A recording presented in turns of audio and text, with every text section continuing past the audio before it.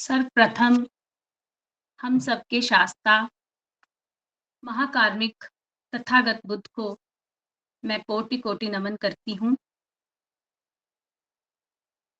विश्व रत्न बोधिसत्व बाबा साहब को मैं कोटि-कोटि नमन करती हूँ। हम सबको धम्म की राह दिखाने वाले परम श्रद्धेय भंते डॉक्टर करुणाशील राहुल व समस्त भिक्षु संघ को मैं सादर वंदामि कहती हूँ। सभी साथियों को मैं नमो बुद्धाय जय भीम कहती हूँ। आज हमारे बहुजनों के लिए, खास करके समस्त स्त्री जाति के लिए आज एक अनुकरणीय, स्मरणीय दिन है।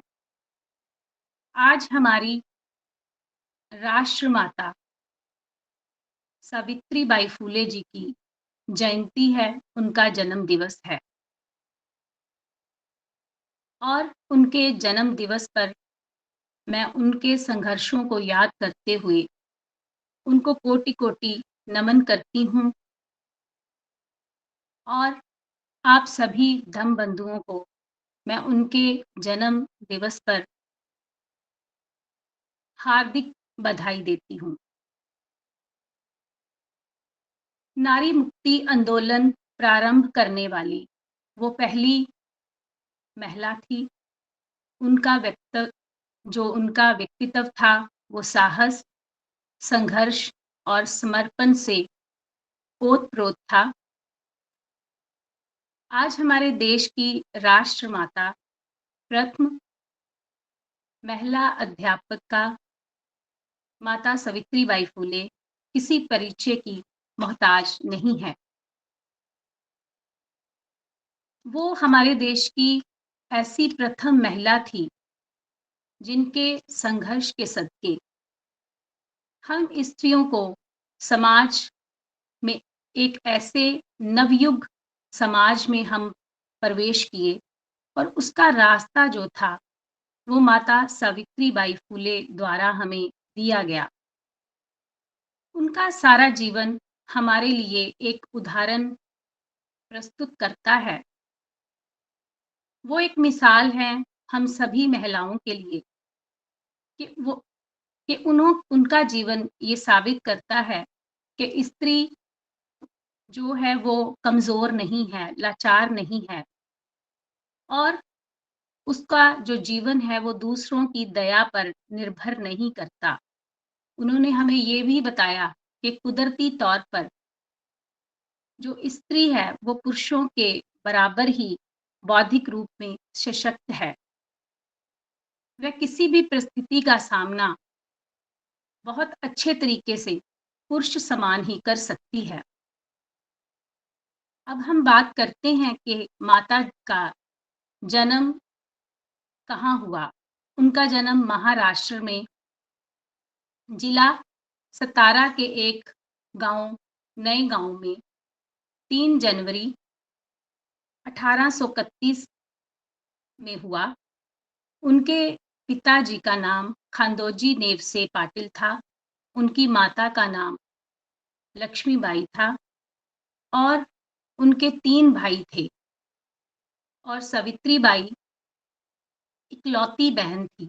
वो बहुत लाड-प्यार में उनका पालन-पोषण हुआ था। माफ़ करना।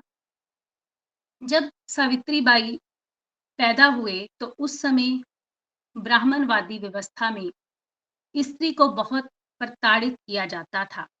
उसको अधिकारों से महरूम रखा जाता था। जब वो पैदा होती थी तो अपनी आखिरी साँस तक उनका जो जीवन होता था स्त्री का, वो उसके परिवार के पुरुषों पर पूरा निर्भर करता था। धार्मिक आदेशों के मुताबिक स्त्रियों को किसी भी तरह के अधिकार प्राप्त नहीं थे और इतनी क्रूर व्यवस्था थी कि एक विधवा को उसके पति के साथ ही ज़िंदा जला दिया जाता था। ऐसी जो क्रूर प्रथा है, शायद ही उसका उदाहरण किसी और समाज में, किसी और देश में मिलता हो। जब अंग्रेज़ भारत में आए, जब माता का जन्म हुआ, उस समय अंग्रेज़ों का हमारे देश में शासन था। तो उस समय कुछ मनुवादी लोग थे, जो पुरुष लोग थे, उन्होंने कुछ समाज सुधार किए, ताकि उस समय लोग धर्म परिवर्तन करने लग पड़े थे।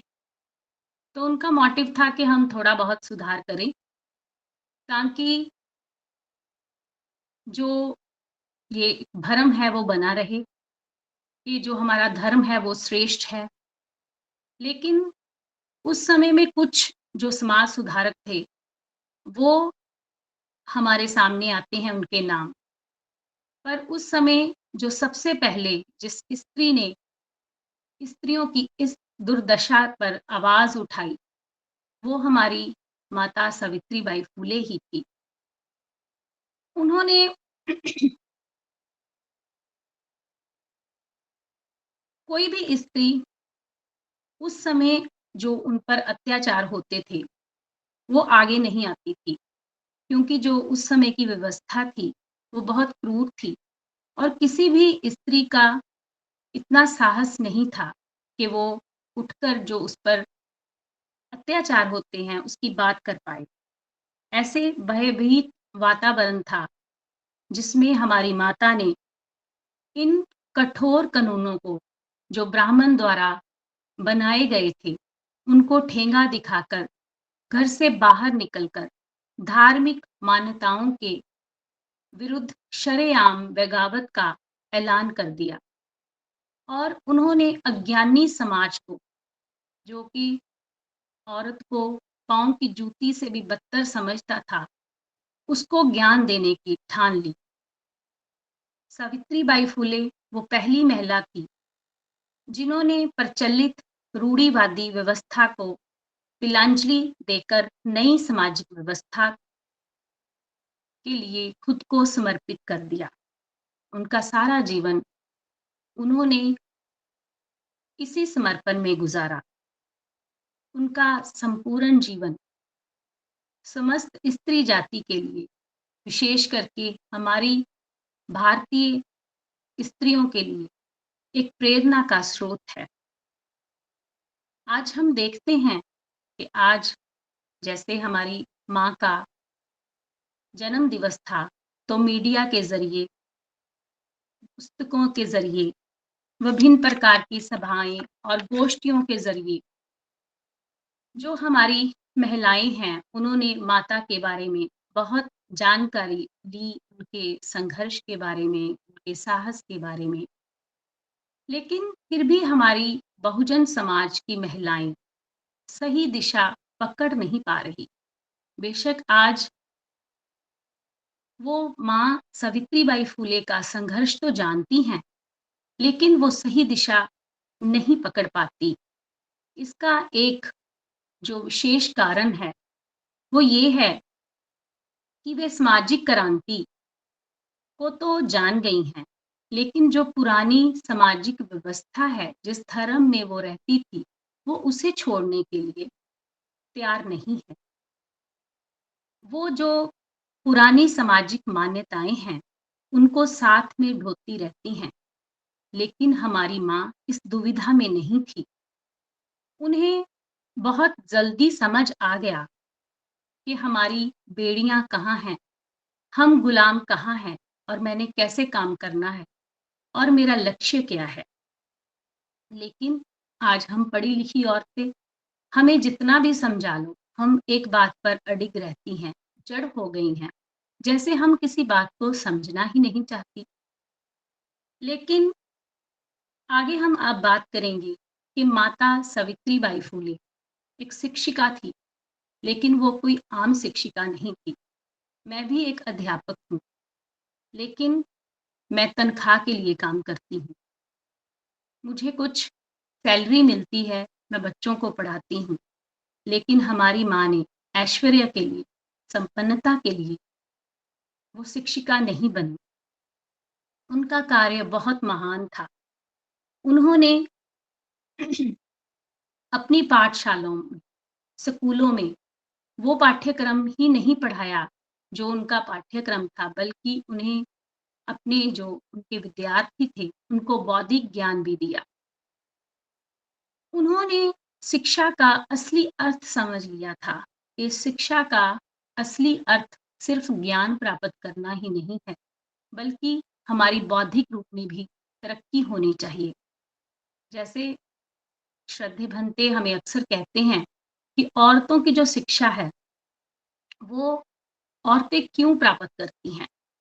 वो सोचती हैं, उनके पेरेंट्स सोचते हैं कि हम अपनी लड़की को पढ़ाएँगे, इसे अच्छी नौकरी दिलवाएँगे, तो इसे अच्छा लड़का मिल जाएगा। और उनके लिए नौकरी का जो मकसद है, वो इतना ही होता है, या इससे थोड़ा आगे सोचे तो कहेंगे कि हमारे बच्चे का जीवन थोड़ा अच्छा बन जाएगा, वो अच्छी तरह कमाएगा, खाएगा।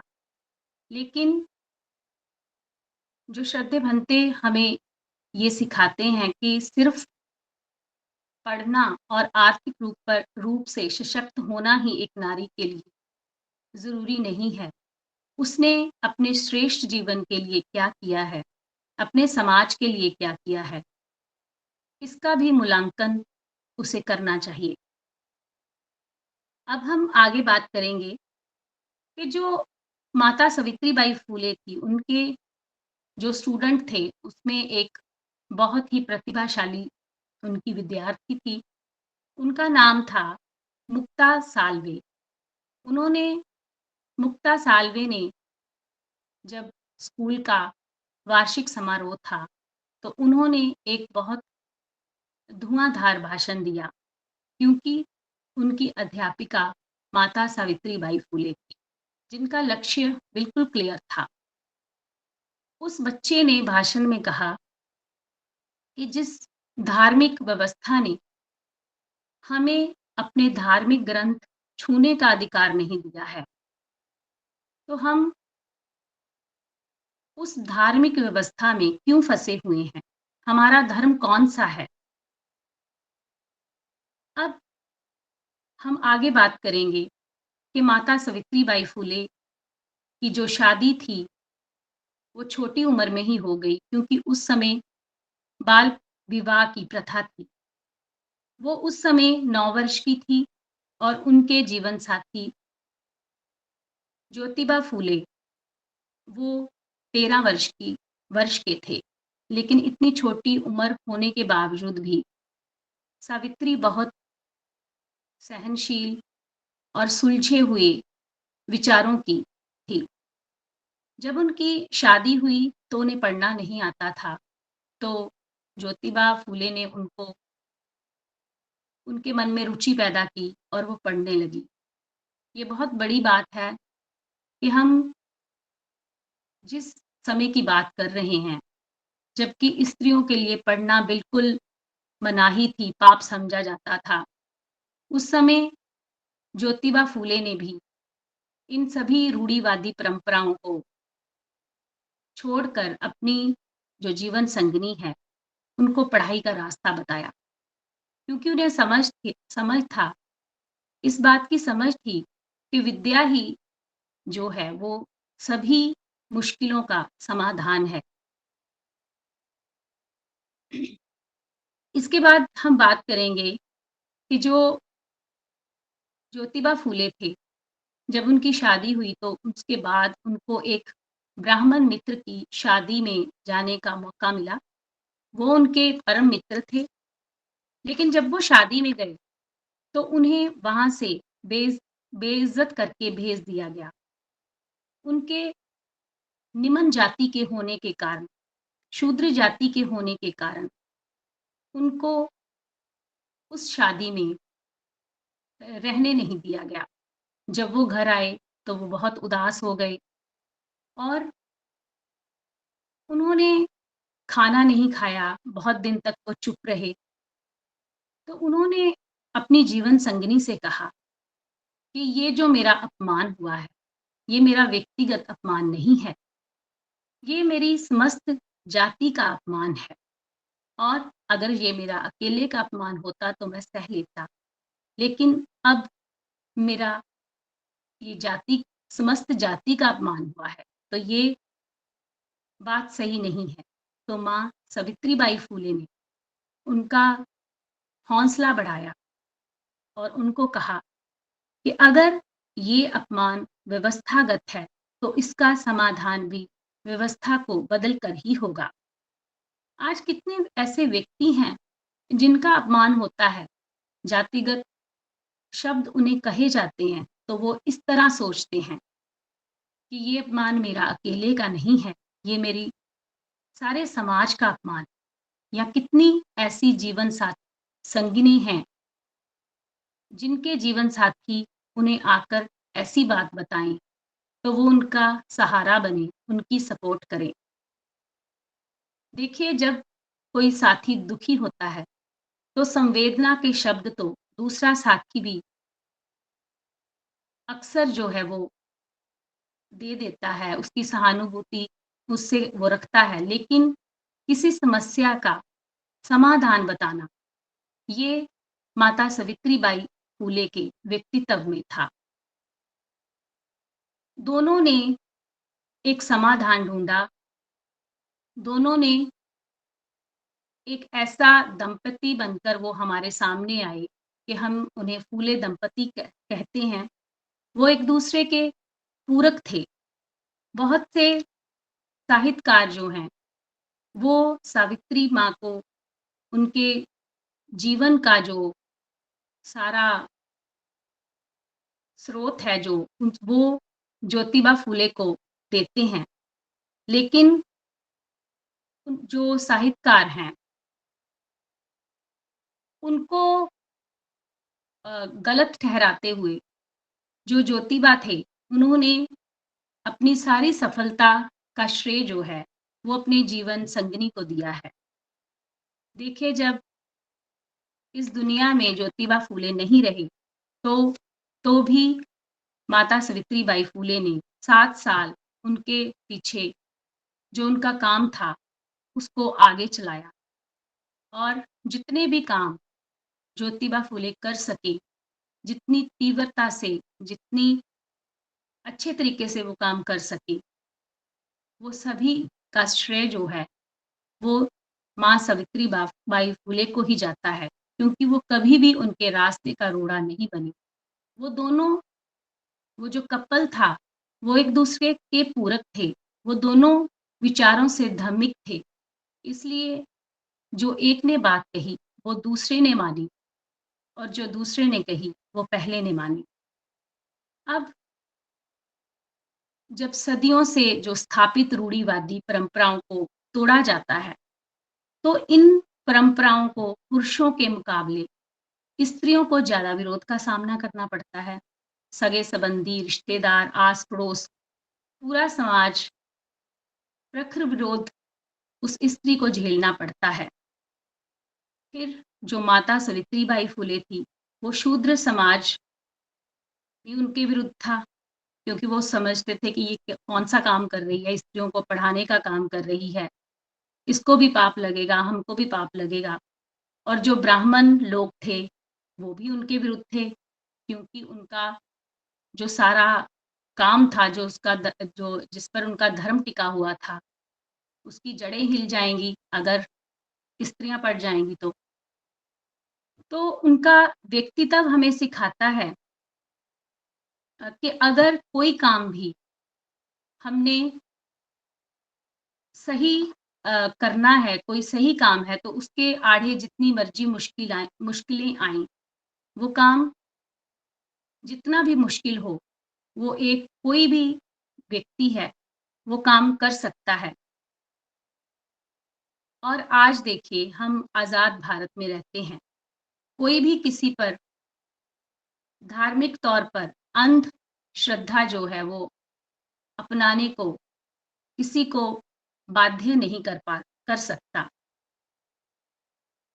सावित्रीबाई फूले इसी जज़्बे से स्त्रियों को, उनके जज़्बे से स्त्रियों को ये प्रेरणा लेनी चाहिए कि हमें कूप, मंडूक, जो हमारी व्यवस्था है, जो दिमागी व्यवस्था है, उसे उतार कर फेंक देना चाहिए। जो मनुवादी व्यवस्था को हमें ख़त्म करना चाहिए और लोकतंत्र के मूल्यों को अपनाना चाहिए। और मैं ये मानती हूँ कि ये जो औरतों की स्थिति है, वो कुएँ का मेढक बन के रहती हैं, उसका एक ही कारण है कि उनका मनोबल जो है वो मजबूत नहीं है। और औरत का मनोबल कैसे बढ़ेगा? क्या उसका मनोबल जो है वो दूसरी व्यवस्था में रहकर बढ़ेगा? जहाँ और जो हम कहते हैं कि आज की स्त्रियाँ जो है वो सौंदर्य जो सामान है उसके पीछे भागती हैं, उसके साथ बढ़ेगा या पढ़ने से बढ़ेगा? इसलिए हम स्त्रियों को ये निश्चित करना होगा कि अगर हमने अपने जीवन को मजबूत करना है, तो हमें अपना मनोबल बढ़ाना होगा, आत्मबल बढ़ाना होगा और उसका एक ही साधन है और वो है उसको पढ़ना होगा। पढ़ने से ही उसमें आत्मबल आएगा, कॉन्फिडेंस आएगा। अब हम देश की आधी जनसंख्या है, हम महिलाएँ, तो हमारा ये कर्तव्य बनता है कि हम भी अपने पिछड़ेपन को खत्म करके मानवीय हकों के लिए आगे आएँ। अपने जीवन का लक्ष्य निर्धारित करें। संपूर्ण सामाजिक क्रांति महिलाओं द्वारा ही संभव है। अगर हम कोई क्रांति चाहते हैं, तो अगर उसमें महिलाएँ नहीं होगी, तो वो क्रांति कभी भी संभव नहीं होगी। आज हम क्या देखते हैं कि हम जो स्त्रियाँ हैं, वो मनुवादी सामाजिक काम है उसको उसकी वाहक हैं। हम धार्मिक व्यवस्था को खाद-पानी देकर पोषित करते हैं। ढोंग-ढकोंसले बनाए रखने में पढ़ी-लिखी जो स्त्रियाँ होती हैं, उसको धर्म में उलझाया जाता है। कभी-कभी ऐसा प्रतीत होता है कि हमारी महिलाएँ किसी पौराणिक युग में हैं।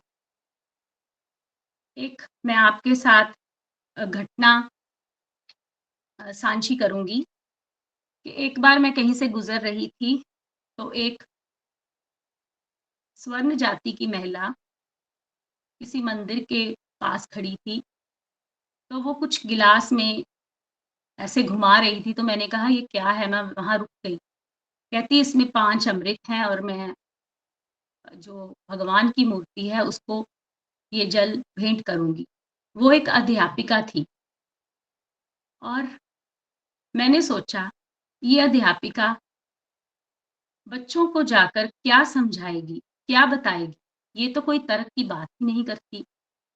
तो इसमें हमारी भूमिका और बढ़ जाती है, हम अध्यापकों की, कि हमें जो अपना जीवन है, वो कूट प्रथाओं से दूर रखना चाहिए, आडंबरों से दूर रखना चाहिए और तर्क की ज़िंदगी हमें जीनी चाहिए। और तर्क कैसे आएगा? पढ़कर, समझकर। ऐसे नहीं है कि हम जो पिछली परंपराएँ हैं, उनको ढोते रहें। हमें समझ भी है कि कोई मूर्ति कोई भी जो भोग है वो लगाएगी नहीं, लेकिन हम ये काम करते हैं। अगर मैं अब किसी साथी महिला से ऐसे कहूँ कि आप ऐसा क्यों कर रहे हैं? तो वो कहते हैं इससे हमें शांति मिलती है। तो मैं उनसे पूछती हूँ कि ये शांति आपको कितने समय के लिए मिलती है? तो उनका कोई जवाब सही नहीं होता, लेकिन वो जो भी परंपराएँ होती हैं उनको ढोती हैं। तो अगर हम महिलाएँ इन बातों से बाहर निकलें, तो वाक़ई ही हमारा जीवन जो है वो अच्छा हो सकता है। जैसे माँ सावित्री बाई फुले किसी से डरी नहीं, किसी शगुन अपशगुन को उन्होंने माना नहीं। हमें भी उनकी राह पर चलना होगा, हमें भी उनकी राह अख्तियार करनी होगी, क्योंकि वो हमारे रहबर हैं और उनकी हम उनका अनुसरण हमें करना ही होगा। अब हम ये भी देखते हैं कि बाबा साहब ने अपना आदर्श जो है वो ज्योतिबा फुले को माना, तभी ये दोनों दंपति जो थे उन्होंने औरतों की शिक्षा की बात की, समानता की बात की। जातिवादी को उन्होंने नकारा। तो ये सभी कुछ बाबा साहब ने हमें हमारे मौलिक अधिकारों में दिया, शिक्षा का अधिकार, समानता का अधिकार। अब हम एक और मैं आज व्हाट्सएप पे एक मैसेज देख रही थी कि जो अ, किसी ने माता की पिक्चर लगाकर नीचे लिखा हुआ था कि शिक्षा ही महिलाओं का सच्चा आभूषण है। तो जब मैंने इसे पढ़ा, मैंने कितनी बार पढ़ा और मैं सोचने लगी कि हमने तो अभी तक बस यही सुना है कि शर्म ही औरत का आभूषण है, शर्म ही औरत का गहना है। ये तो एक नई बात है कि शिक्षा जो है वो महिला का सच्चा आभूषण है। देखिए एक व्यवस्था ने हमें कितनी बड़ी गाली दी है, हमें कितना सारी उम्र उन्होंने झंझोड़ के रखा है। अब भी ऐसा ही हमारे साथ होता है, लेकिन हम स्त्रियाँ अब भी उन बातों से निकलती नहीं हैं। जब एक स्त्री घर की चारदीवारी से निकल कर बाहर आती है, तो हम स्त्रियाँ ही, हो सकता है पुरुष भी बातें करते हों, लेकिन मैं तो स्त्रियों के साथ जब बैठती हूँ, तो मैं देखती हूँ कि एक स्त्री दूसरी स्त्री के की सफलता पर कुछ, सभी तो ऐसी नहीं करती, लेकिन बहुत सी स्त्रियाँ उसकी सफलता को कुछ और तरीके से देखती हैं।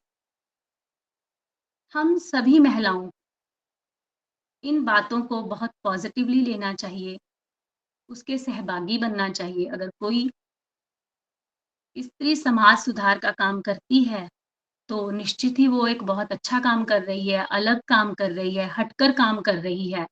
उसका तो विद्रोह निश्चित होगा ही, क्योंकि वो थोड़ा हटकर काम करेगी तो लोग सोचेंगे कि इसको जो घर का ही काम करना चाहिए, क्योंकि एक मानसिकता है।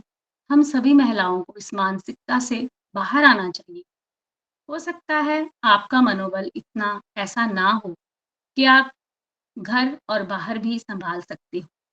अगर कोई महिला बाहर का काम करती है, तो आप उनको जितना भी हो सके सहयोग आपको करना चाहिए। और आगे हम बात करेंगे कि माता सावित्रीबाई फुले को घर से बेघर भी कर दिया गया। जब उनके घरवालों को पता चला कि ये तो बहुत उल्टा काम कर रहे हैं, स्त्रियों को पढ़ाने की बात कर रहे हैं, शूद्रों को पढ़ाने की बात कर रहे हैं, अतिशूद्रों को पढ़ाने की बात कर रहे हैं। तो जो उनके पिता थे ज्योतिराव फुले के, गोविंदराव फुले, उन्होंने कहा कि अब मेरे घर में आपके लिए कोई स्थान नहीं, आप जो है घर छोड़ दें, क्योंकि जो समाज में है हमारे ऊपर थू-थू हो रही है। तो देखिए माता का कितना बड़ा दिल था। उन्होंने अपने जीवन साथी के साथ वो गई, उन्हें जो पैतृक संपत्ति थी, उसका भी कोई लालच नहीं था। आज देखिए हम स्त्रियाँ जो हैं वो किस स्वभाव की हैं और हमारी माता किस स्वभाव की थी। और उन्होंने फिर अपना जो घर था वो छोड़ दिया और पुणे के ही दूसरे हिस्से में जाकर वो बस गए और वहाँ वो अपने दोस्त जो ज्योतिबा फुले थे, उनके दोस्त उस्मान शेख के साथ उनके घर चले गए। उनकी वहाँ एक बहन थी, उनका नाम फ़ातिमा शेख था, जिनका ज़िक्र हम अक्सर सुनते हैं। उन्होंने भी माता सावित्रीबाई फुले के साथ काम किया। वो भी एक अध्यापिका के रूप में माता के साथ काम करती थी और जो ये दंपति थे, उनके साथ ज्योतिबा फुले की मौसेरी बहन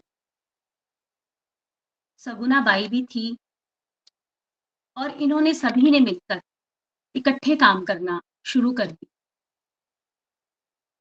माता सावित्रीबाई फुले ने अपनी पढ़ाई कंप्लीट करके इन्हों सभी ने मिलकर एक स्कूल 1848 में पुणे में स्कूल खोला और हमारी माता उसमें पहली प्रथम महिला अध्यापक बनकर उन्होंने काम किया और जब वो पढ़ाने जाती थी, हम सभी जानते हैं कि उन्हें बहुत सी मुश्किलें आईं। उन पर सड़े गले टमाटर फेंके गए, अंडे फेंके गए, गोबर फेंका गया, पत्थर फेंके गए और जो हमारी माता थी वो बहुत सहनशील थी। उन्हें पता था कि जो मैं काम कर रही हूँ इस राह पर ऐसा ही होगा। जब लोग उन्हें पत्थर फेंकते तो वो कहते कि मैं तो आपकी बहनों को पढ़ा रही हूँ और आप ऐसा कार्य कर रहे हैं। तो आप जो ये काम करते हैं इससे मेरा मनोबल टूटता नहीं है बल्कि बढ़ता है। जब कभी उनका मनोबल टूटता तो वो इतने स्ट्रॉन्ग थे कि वो फिर अगली सुबह उतने ही शक्तिशाली होकर फिर पढ़ाने के लिए निकल पड़ते। उन्होंने ज्योतिबा से बात की कि ऐसे मेरे कपड़े गंदे कर देते हैं लोग, गोबर फेंक देते हैं, पत्थर मारते हैं। तो ज्योतिबा फूले ने उन्हें कहा कि आप 2 साड़ियाँ साथ में लेकर जाएँ और गंदी साड़ी जो है वो पैक कर लें और फिर नई साड़ी पहनकर बच्चों को पढ़ाएँ। इस तरह वो एक-दूसरे के सहायक थे, एक-दूसरे के सलाहकार थे, एक-दूसरे के लिए सदैव खड़े रहे। इतिहास में ऐसी दंपति का जो वर्णन है, वो कम ही मिलता है। अब हम आगे बात करेंगे कि जो माता सावित्रीबाई फूले थी, उन्होंने लोगों का विरोध नहीं किया, वो अपना काम करते रहे। लेकिन एक दिन एक लड़का आया और उन्होंने सावित्रीबाई के आगे वो खड़ा हो गया और उसने कहा कि मैं तुम्हारी इज़्ज़त को तार-तार कर दूँगा, अगर तूने अब ये पढ़ाई का काम किया तो। तो माता का की जो सब्र का बाँध था वो टूट गया। जब उन्होंने इतनी बातें उसकी सुनी, तो उन्होंने उसके मुँह पर 2 थप्पड़ के रिसीव कर दी। अब हम इससे ये भी शिक्षा ले सकते हैं कि एक जो कार्यकर्ता होता है, उसको उसका मनोबल तो स्ट्रॉन्ग होना ही चाहिए, वो शारीरिक तौर पर भी स्ट्रॉन्ग होना चाहिए। जब कोई हमें बातों से उलझाए, तो हम बात करके बात सही कर सकते हैं। लेकिन कभी-कभी जब ऐसी परिस्थितियाँ आ जाएँ, जैसे माता के सामने आई कि उन्हें जब उस लड़के ने अपनी सीमा लाँघ ली, तो माता ने भी उसको अपनी मनोबल के ज़रिए, अपनी शक्ति के ज़रिए उसे डराया। अब आप देखिए कि जो कायरता होती है, वो दया का पात्र तो बना सकती है, स्त्री तबका या अस्तित्व की रक्षा नहीं कर पाती। इसलिए हम महिलाओं को इससे सीख लेनी चाहिए कि हमें कायरता का मार्ग छोड़ना चाहिए और अपनी माँ की तरह बहादुर हमें बनना है ताकि हम जीवन की जो समस्याएँ हैं, उनसे जूझ सकें। अब हम बात करेंगे कि दोनों दंपति ने मिलकर 1848 से लेकर 1854 तक उन्होंने 18 स्कूल खोले और इन स्कूलों के बीच उन्होंने एक रात्रि का स्कूल भी खोला, जिसमें बहुत गरीब मज़दूर, कारीगर, किसान आकर रात को शिक्षा प्राप्त करते थे और माता उन जो मज़दूर थे, कारीगर थे, उनकी पत्नियों को पढ़ाती थी, उन्हें बौद्धिक ज्ञान देती थी और इस तरह से वो समाज का सुधार करती थी, अपनी बात लोगों तक पहुँचाती थी, लोगों को पुरानी परंपराओं से निकालती थी। और भी देखिए जो हमारी माता है उन्होंने बहुत-सी दिशाओं में काम किया। उन्होंने पढ़ाई के साथ जो उस समय की कुरीतियाँ थी, उन सभी पर उन्होंने काम किया जैसे सती प्रथा, पर्दा प्रथा और जो उस समय लड़कियाँ थी उन्हें पैदा होते ही मार दिया जाता था या कोख में ही मार दिया जाता था।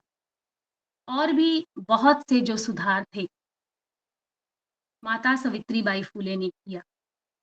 फिर दोनों दंपत्ति ने मिलकर 1873 में एक सत्यशोधक विवाह भी करवाया और इस विवाह में वो कोई भी जो पाखंड रीति-रिवाज पुराना नहीं था, उसमें कोई पंडित पुरोहित नहीं था, ना कोई दहेज की प्रथा थी।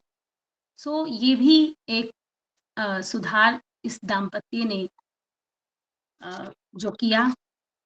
इसके बाद उनके इतने कार्य जो उन्होंने हमारे लिए किए, हम महिलाओं के लिए किए, उसके में एक और बहुत बड़ा कार्य था, बाल हत्या निषेध प्रसूति गृह।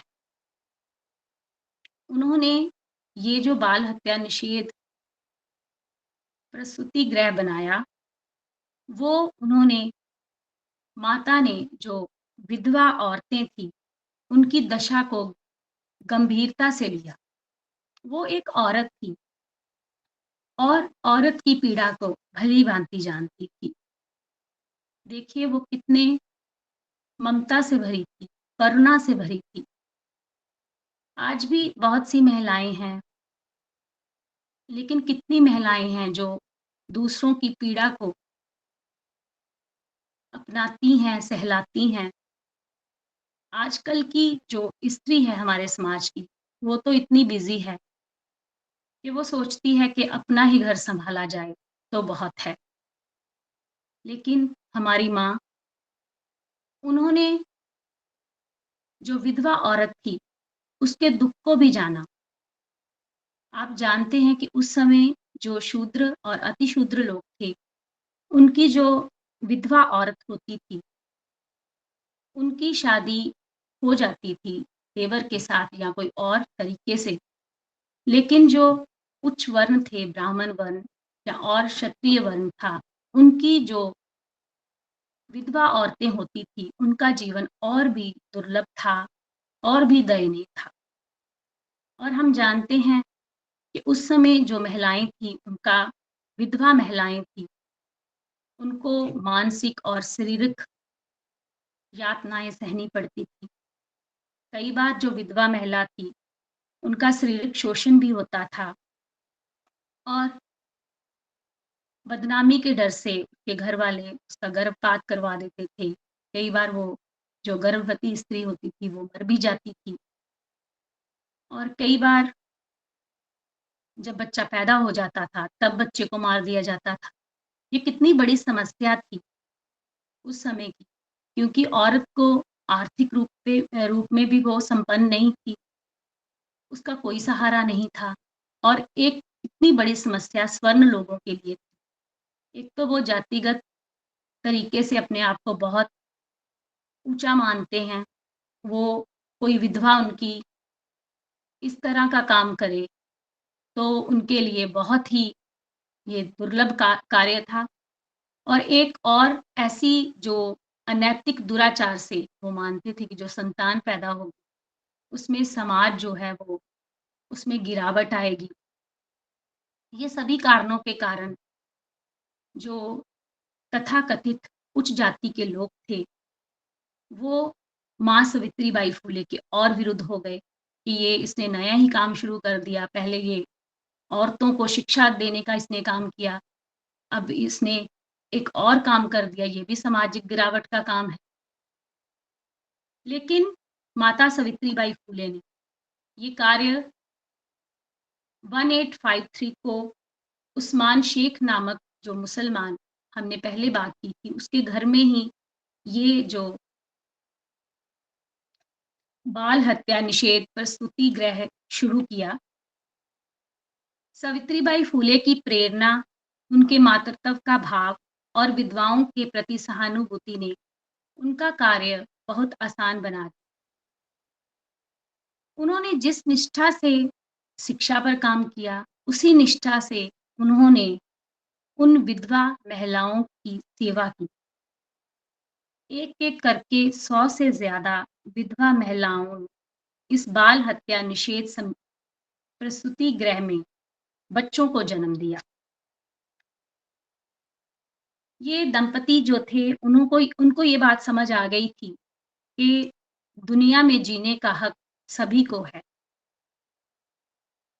आप देखिए कि दोनों का जीवन कैसा था, कैसे उन्होंने समर्पित ढंग से सारा काम किया। आज हम कहें कि हमारे घर एक भी गेस्ट आ जाए तो हम असहज महसूस करते हैं, लेकिन उस दंपति ने इतनी महिलाओं का भला किया।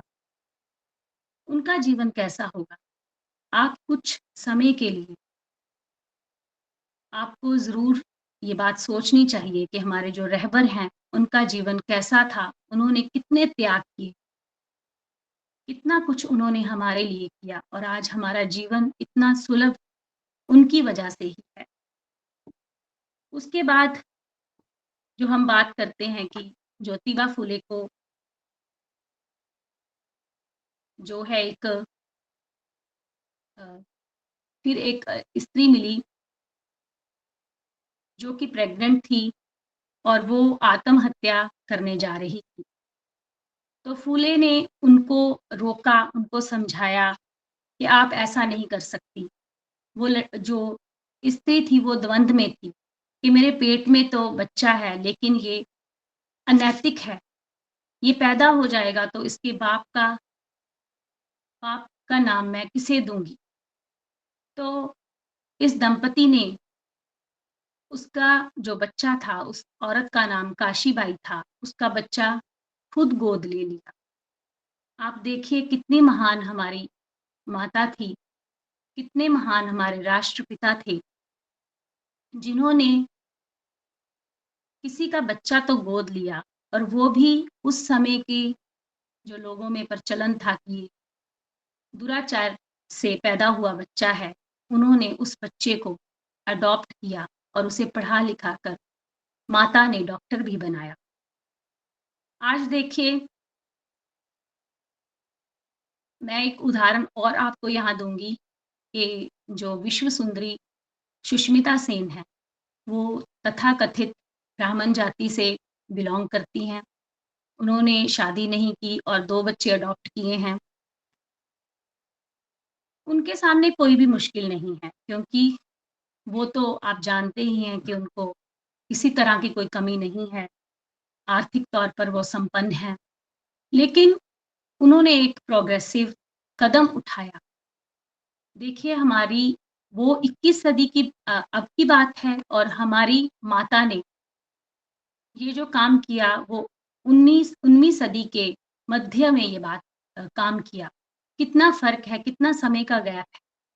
लेकिन आज भी देखिए उस महिला ने जो बच्चे अडॉप्ट किए हैं, तो महिलाएँ अक्सर बैठकर यही बात करती हैं कि उसको क्या ज़रूरत थी, शादी करती, उसने बच्चे क्यों अडॉप्ट किए। हालाँकि किसी ने उसकी कोई हेल्प नहीं की, लेकिन लोग बातें करते हैं, ख़ास करके हमारी स्त्रियाँ।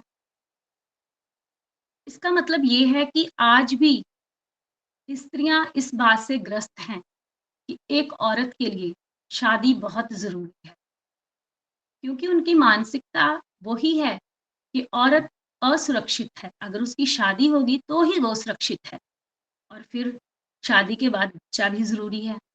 और देखिए हमारी माता कितनी महान थी, उन्होंने अपना सारा जो जीवन था, वो लोगों की भलाई में लगा दिया और अगर आज हम बहुजन समाज की औरतें उनके ऋण को याद ना करें, तो ये हमारे लिए बहुत ही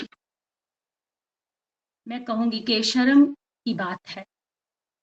आगे हम माता सावित्री बाई फुले का एक और गुण जानेंगे कि वो एक प्रथम मराठी कवयित्री भी थी। उनकी कलम से उन्होंने बहुत कमाल किया। उन्होंने हमें 2 काव्य दिए, पहला काव्य फूले और दूसरा जो उनका काव्य था 52 काशी सुबोध रत्नाकर, जो पहला काव्य था काव्य फूले, उसमें उन्होंने उस समय की जो धर्म की रूढ़िवादी बातें थी, उन पर वार किया, जातिवादी लोगों पर वार किया और जो दूसरा काव्य था, वो उन्होंने अपने जीवन साथी को ज्योतिबा फूले को समर्पित किया। उनकी एक कविता मैं आपको 2 लाइनें ज़रूर सुनाऊँगी। अतीत के इन ब्राह्मणों के धर्म ग्रंथ फेंक दो, अतीत के इन ब्राह्मणों के धर्म ग्रंथ फेंक दो। देखिए हमारी माता ने ये बात कब कही थी? उन्होंने ये बात 1854 में कही थी और हमने क्या आज ब्राह्मणों के धर्म ग्रंथ अपने घरों से निकाल दिए हैं? क्या जो उनके धर्म की निशानियाँ हैं, वो हमने अपने घरों से निकाल दी हैं? करो ग्रहण शिक्षा जाति की बेड़ियों को तोड़ दो। क्या हमने शिक्षा को अपने श्रेष्ठ जीवन के लिए इस्तेमाल किया है? क्या हमने जाति की बेड़ियाँ तोड़ी? क्या हमने धम्म को अंगीकार किया है? और अगर हमने धम्म को अंगीकार कर लिया है, तो क्या जात छोड़ दी है? उपेक्षा, उत्पीड़न और दीनता का अंत करो। देखिए, अब हमने तो शिक्षा ग्रहण कर ली, पढ़ लिया, एक अपनी हमने समाज में एक साख बनाई। तो क्या जो शिक्षा हमने ग्रहण की है, वो हमने अपने भाई-बहनों, दूसरे साथियों में, अपने बाकी समाज के लोगों में, जो शिक्षा से वंचित रह गए हैं, क्या उनके लिए हमने कोई काम किया है? अब हम इसके आगे बात करेंगे कि हमारी माता जो थी, वो उनके जीवन में एक बहुत दुखद घटना आई। 28 नवंबर 1890 को उनका जो साथी था, जो उनका जीवन साथी था, ज्योतिबा फूले, वो उनका साथ छोड़, तो देखिए वो कैसे एक-दूसरे की परछाई बन के रहे। लेकिन माता सावित्रीबाई फूले कोई और औरत होती, जिनका इनका इतना जुड़ाव होता अपने जीवन साथी के साथ, तो वो शायद इतना काम बाद में ना कर पाती। लेकिन हमारी माता इतनी सशक्त थी, इतनी लक्ष्य के प्रति वो दृढ़ थी कि उन्होंने अपने जीवन साथी की मौत के बाद भी 7 साल काम किया। और ये बहुत बड़ी बात है कि उन्होंने उनके बिना अकेले धैर्य के साथ जो उनका संघर्ष था, उसको आगे बढ़ाया। जीवन संघर्ष उनका लगातार चलता रहा, लेकिन पुणे में जब प्लेग फैल गया, तो माता सावित्रीबाई फूले ने, जो उनका पीड़ित थे, उनका वो दुःख देख ना सकी और खुद प्लेग एक छूत की बीमारी है, तो माता ने खुद अपने हाथों से उन मरीज़ों को दवाई दी। वो अछूत जो बस्तियाँ थी उनमें गई और अपनी पीठ पर लाद कर वो पेशेंट को हॉस्पिटल्स में लेकर जाती थी। उनके बेटे ने जशवंत ने उनकी खूब सहायता की, लेकिन आखिर में जो माता सावित्रीबाई फूले थी, वो इस दुनिया को प्लेग के कारण लोगों की सेवा करते हुए वो 10 मार्च 1897 को इस दुनिया को हमेशा के लिए अलविदा कह गए और हमें एक बहुत ही सुंदर जीवन दे गए। और आज हमारा जो इतना सुंदर जीवन है, उनके त्याग और बलिदान की वजह से ही है। आज मैंने जो आपके सामने माता सावित्रीबाई फूले का जीवन संघर्ष रखा है,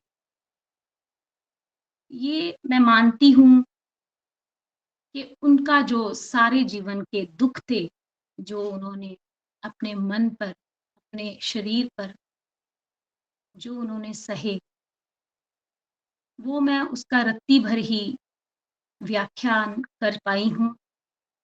और जो सुख की अनुभूति उन्होंने अपने जीवन साथी के साथ अपना जीवन श्रेष्ठ करते हुए, समाज का जीवन श्रेष्ठ करते हुए, जो अनुभूति उनको प्राप्त हुई होगी, जो इतना बड़ा काम उन्होंने विधवा महिलाओं के लिए किया, शिक्षा के लिए किया, इतनी जानें उन्होंने बचाई, उस सुख की अनुभूति का जो हम सभी आनंद मान रहे हैं, उनकी जो उनके काम है, उनके कारण ही हमारा जीवन इतना सुंदर है। आज हम सभी बहुजन महिलाओं, खास करके उनके जीवन से मार्ग लेना चाहिए, रास्ता लेना चाहिए कि कैसे उन्होंने अपने जीवन भर वो अडिग रहे। उन्हें समझ आ गई कि जो उनका जीवन साथी है, उनका मकसद क्या है, वो क्या चाहते हैं और वो इस बात को जानकर उनके साथ चल पड़ी और सारा जीवन उन्होंने उनके साथ समाज के लिए समर्पित कर दिया। और आप ये भी देखें कि वो कितने विशाल हृदय की थी और उनकी जो सोच थी, वो कितनी खुली सोच थी। आज हम स्त्रियाँ कहती हैं कि हम बहुत स्वतंत्र सोच की हैं, लेकिन उस स्वतंत्र सोच का लोगों को क्या फ़ायदा?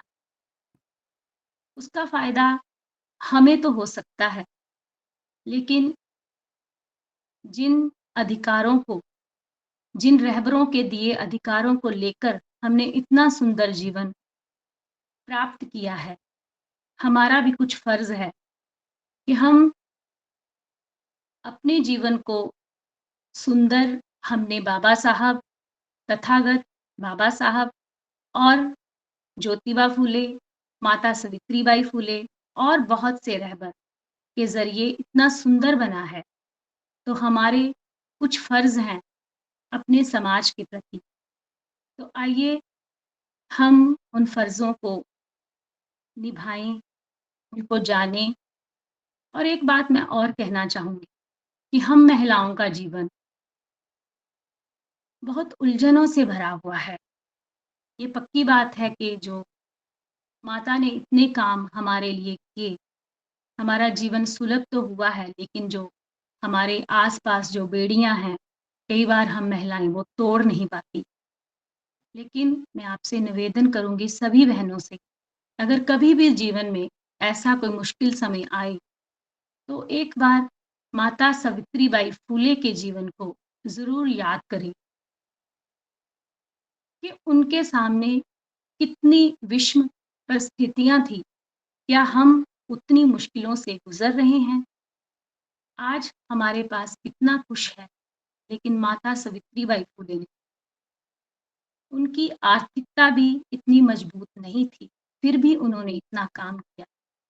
लेकिन हम हमेशा ही अभाव में रहते हैं। अब हमें हमेशा ही, आज हमने ये संकल्प करना है कि आज से हम जब भी कभी मुश्किल में हों, कभी हमें लगे कि हम महिला होकर ये काम नहीं कर पा रहे, तो हमें हमेशा ही अपनी माता सावित्रीबाई फूले को याद करना है और उनके संघर्ष को याद करते हुए मैं ये आश्वासन दिलाती हूँ आप सभी को कि आपको निश्चित ही कोई ना कोई रास्ता मिल जाएगा। आप सभी ने मेरी बातों को बहुत ध्यान से सुना। आज इतना ही। सभी साथियों को नमो बुद्धाय, जय भीम। परम श्रद्धेय भंते, कुसंको सादर वंदना।